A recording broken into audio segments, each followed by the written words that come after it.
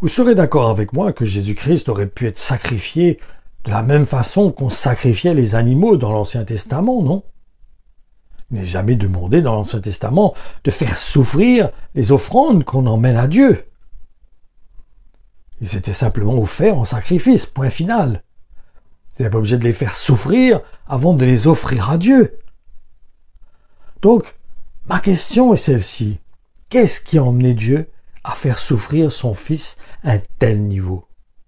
L'Évangile nous dit qu'il est le chemin. Donc, cela signifie que ses disciples doivent emprunter eux aussi le même chemin, n'est-ce pas? Et cela va nous demander de ne pas considérer notre chair, parce que nous nous sommes identifiés à Jésus-Christ dans sa mort, afin de bénéficier nous aussi de la résurrection. Comme lui-même a participé, a eu cette résurrection, il vit éternellement, il est assis à la droite du Père. Donc, et cela de la même façon que Jésus-Christ n'a pas considéré la chair dans laquelle il était venu, nous aussi, nous avons besoin d'emmener cette chair à la mort. L'exemple qu'il nous a donné nous montre en réalité que nous ne devons pas faire de cadeau à cette chair, mais nous devons l'emmener à la croix. C'est pour ça qu'il dit, puis parlant à tous ses disciples, Jésus ajouta, « Si quelqu'un veut être mon disciple et marcher avec moi, qu'il renonce à tous ses droits sur lui-même, qu'il se charge de sa croix et qu'il marche sur les traces de mes pas.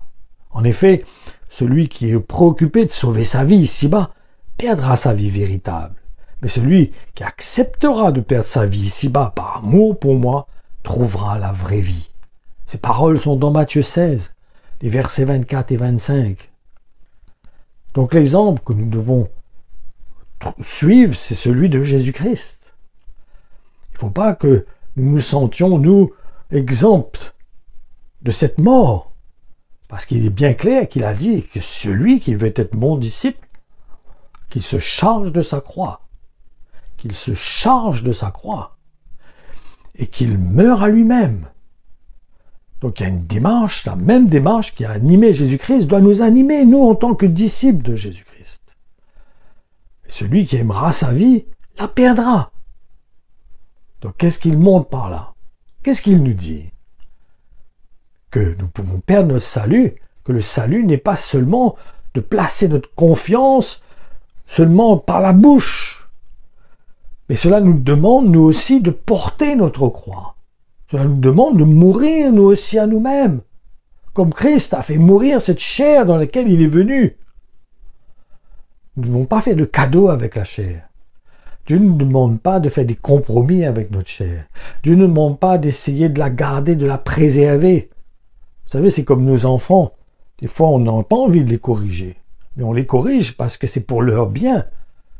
Ils ont besoin d'apprendre au travers de la correction. C'est pour ça que Dieu dit aussi qu'il corrige ceux qu'il aime. Il les reprend. Pourquoi? Parce que c'est pour notre bien. Et si nous voulons acquérir le salut, nous avons besoin de comprendre que nous avons besoin de suivre le chemin que Christ a tracé pour nous. Nous avons besoin d'emprunter ce même chemin qu'il a pris, qui dit qu'il est resserré. N'est-ce pas cela qui dit? Que le chemin est resserré, étroit. Très peu peuvent entrer dans ce chemin.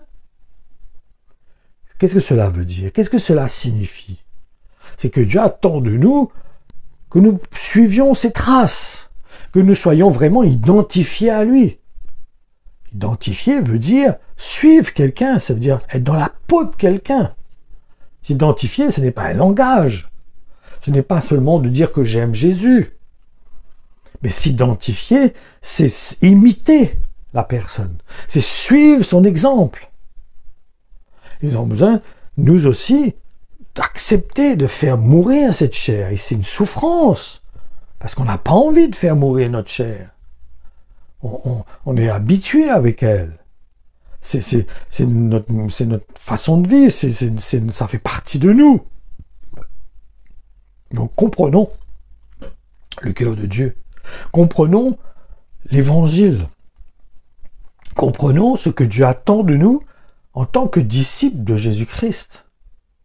Que si nous voulons suivre Jésus-Christ, nous aurons besoin, nous aussi, de suivre son exemple. Et pour nous aider, Dieu envoie le Saint-Esprit afin de témoigner à notre cœur là où Christ va nous demander de faire mourir cette chair, va nous demander de faire taire cette chair, de la tenir en bride, comme dit l'apôtre. Il va nous demander quelque part, par moments, de faire certaines choses que nous n'aurons pas envie de faire. De fermer notre bouche. Par exemple, quand quelqu'un nous dit une parole blessante, ou quand quelqu'un nous frappe sur la joue droite, de pouvoir tendre la joue gauche, de pouvoir aimer celui peut-être qui nous aime pas, pouvoir pardonner à celui qui nous haït, accomplir des œuvres qui va nous coûter dans notre chair, parce que on n'a pas eu cette habitude jusqu'à présent d'agir ainsi. Mais comme on s'est identifié à Jésus-Christ, on écoute la voix de l'Esprit dans notre cœur et on se soumet à ce qu'il attend de nous, ce qu'il nous demande. Parce que nous avons pris cette décision par le baptême à nous identifier à lui dans sa mort, afin d'avoir part à la résurrection. Donc comprenons pourquoi Christ a souffert à ce point. Pourquoi il a subi une telle souffrance. Pourquoi il a accepté de souffrir à tel point. C'est pour que nous servions d'exemple, de modèle à ceux que le Père aura attirés à lui, afin qu'ils s'identifient à lui dans sa mort. Que nous comprenions que nous ne devons pas faire de cadeaux à notre chair. Nous ne devons pas essayer de l'entretenir ou de lui faire plaisir ou de faire des compromis avec elle. Et pour cela, nous avons besoin d'écouter le Saint-Esprit dans notre cœur, besoin de considérer la voix de l'Esprit, afin de marcher dans la volonté de Dieu. Et cela va nous demander de mourir à nous-mêmes. On ne peut pas entendre la voix de l'Esprit si on n'est pas dans cette démarche de vouloir mourir à nous-mêmes, de vouloir faire taire cette chair. On ne pourra pas entendre la voix de l'Esprit. On ne peut pas servir deux maîtres. Soit je sers ma chair, ou soit je sers Dieu. Je ne peux pas servir ma chair et Dieu en même temps. C'est impossible. Soit on aime l'un, soit on aime l'autre. On peut pas. Il y a un des deux qu'on va aimer plus que l'autre.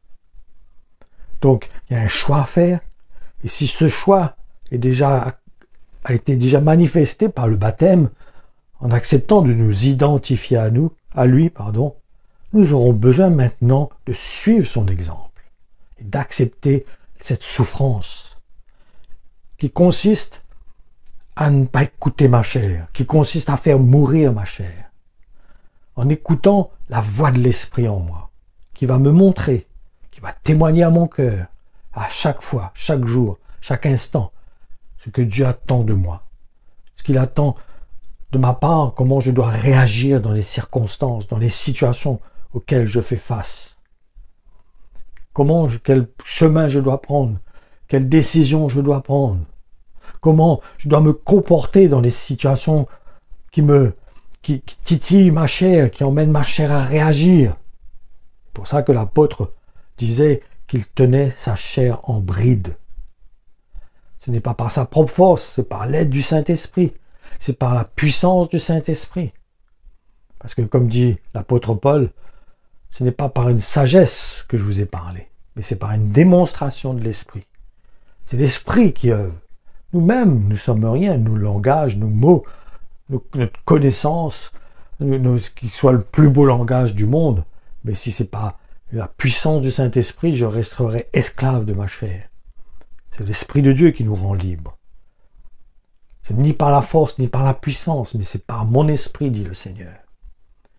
Je ne peux pas par moi-même faire la volonté de Dieu. Je ne peux pas par moi-même emmener ma chair à mourir. C'est impossible.